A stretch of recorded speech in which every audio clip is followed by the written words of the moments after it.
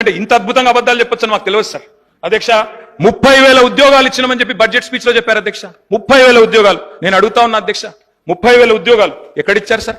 అధ్యక్ష I recommend, నేను అక్కడ మొత్తం డేట్స్ ఉన్నాయి, నోటిఫికేషన్ ఎప్పుడు వచ్చింది, పరీక్ష ఎప్పుడు జరిగింది, మీరు ఎప్పుడు కాయిదాలు ఇచ్చిన డేట్లు ఉన్నాయి చెప్పమంటే చెప్తా.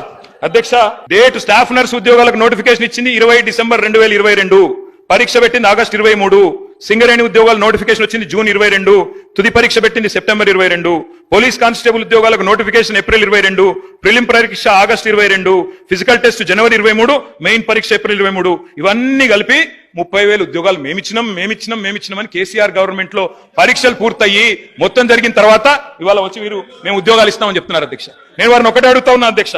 అధ్యక్ష 30,000 ఉద్యోగాలు ఇచ్చినామని చెప్పి బడ్జెట్ ప్రసంగంలో ప్రజలను తప్పుదోవ పట్టించినందుకు, తెలంగాణ యువతను తప్పుదోవ పట్టించినందుకు మీ మీద వేయాలి అధ్యక్ష ఛార్జ్ షీటు రికవరీ. ఇది కరెక్ట్ కాదు అధ్యక్ష. ఈ రకంగా యువతను తప్పుదోవ పట్టించడం